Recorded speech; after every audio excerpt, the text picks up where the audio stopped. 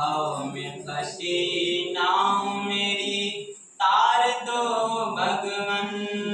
दर्द की दवा तो मेरे पास है, जिंदगी दया की भीख मांगती।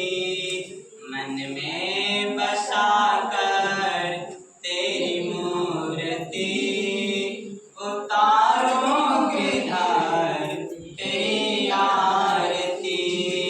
मन में बसा कर तेरी मूर्ति, उतारो गिरधर तेरी आरती। एक बार भगवान कृष्ण ने गौ माता से पूछा कि हे गौ माता, तुम पर लोग इतना अत्याचार करते हैं, फिर लोगों को तुम दंड क्यों नहीं देती हो? तो गौ माता ने ही बड़ा सुंदर ही बात कही कि हे माखन चोर, हे कन्हैया, ये बताओ, तुम कोई छोटी सी गलती कर दोगे तो क्या तुम्हारी माता तुमको दंड देगी? नहीं न देगी। उसी प्रकार लोग जब हमारे ऊपर अत्याचार करते हैं तो मैं लोगों की माँ हूँ, छोटी सी गलती तो करते हैं, हमारे दूध से लोगों का पालन होता है, उसी तरह मैं लोगों की दंड नहीं देती हूँ, मैं क्षमा कर देती हूँ।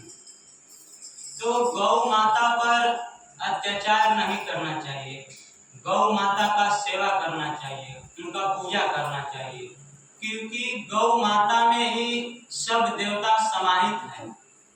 गौ माता का पूजा करना चाहिए। दोषम परम सुखम, 9 भक्ति में से ये प्रथम भक्ति है। इस संसार में आदमी क्यों दुखी रहता है? आदमी के पास संतोष नहीं है। सबसे बड़ा सुख है संतोष। आपके पास यदि 1 लाख रुपया है और 1 लाख में संतोष नहीं होता है तो दुख है। अगर हमारे पास 1000 रुपया है और 1000 में ही संतोष है तो सुख है। संतोष ही सबसे बड़ा सुख होता है। नारी का भाग्य भगवन तूने कैसा बनाया है, हर युग में तुझको खूब सताया है। नारी का भाग्य भगवन तूने कैसा बनाया है, हर युग में तुझको खूब सताया है। तो नारी को हर युग में सताया गया है। रावण ने सीता माता को सताया, द्रौपदी को दुर्योधन ने सताया और कलयुग में नारी को सताया जा रहा है। नारी का पल पल अपमान होता जा रहा है। सत्य कहूं तो नारी लक्ष्मी है और नारी का अपमान नहीं करना चाहिए। जिस घर में नारी का सम्मान होगा तो उस घर में धन और धान्य की कभी कमी नहीं होती है, क्योंकि जब लक्ष्मी का अपमान होगा तो धन दौलत की बरकत कैसे होगी? नारी लक्ष्मी होती है, वो धन के देगी। और एक स्त्री थी, उसका नाम था सती सावित्री। सत्यवान, जब सत्यवान के मृत्यु के समय हुआ तो जमराज महाराज भैंसा पर सवार होकर आ गए। जब भैंसा पर सवार होकर आए तो उस समय सती सावित्री अपने पति के साथ थी। तो एक पतिव्रता स्त्री जब अपने पति के साथ रहेगी तो जमराज महाराज प्राण नहीं भर पाएंगे। पतिव्रता में इतना शक्ति है। तो तो जब सती सावित्री जमराज महाराज के पास गई गोड़ लागने के लिए, तो जमराज महाराज सती सावित्री के पति के प्राण हर लिए, प्राण हर कर लेकर चल दिए। सती सावित्री भागते हुए भी जमराज महाराज के पीछे पड़ गए। तो जमराज महाराज कहने लगे कि जो मर जाता है वो जीवित नहीं होता है, चले जाओ वापस। परंतु सती सावित्री नहीं मानी, सती सावित्री जाने लगी। तो जमराज महाराज कहें कि चलो एक वरदान मांग लो। तो सती सावित्री कही कि हमारे सास ससुर अंधे हैं, उसका आंख दे दीजिए तो एवं मस्त जाओ। कहकर फिर जमराज महाराज आगे बढ़े और सती सावित्री पीछे पीछे चलने लगे। जाते जाते कुछ देर तक गए और फिर जमराज महाराज ने पलट कर देखे तो कहे कि तुम क्यों नहीं गए। तो फिर कहे कि चलो एक वरदान और मांग लो। तो एनादन वरदान मांगी कि हमारे राज्य पाट सब लूट लिए हैं, वापस आ जाए तो मस्त जाओ। वरदान दूसरा दे दिए, फिर चलने लगे। फिर कुछ देर तक गए तो कहीं एक और वरदान मांग लो।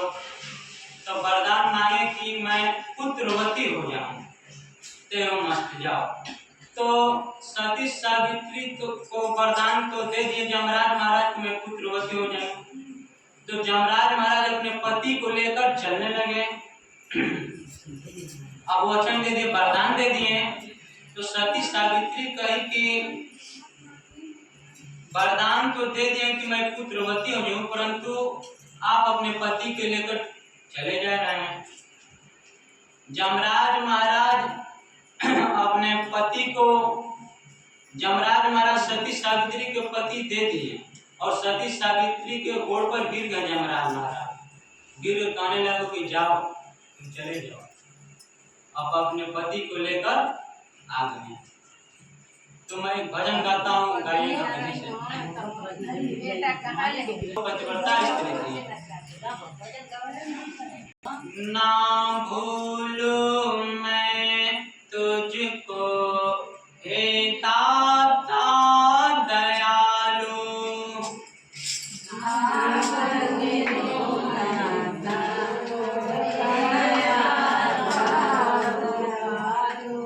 ना भूलूं मैं तुझको हे दाता दयालु,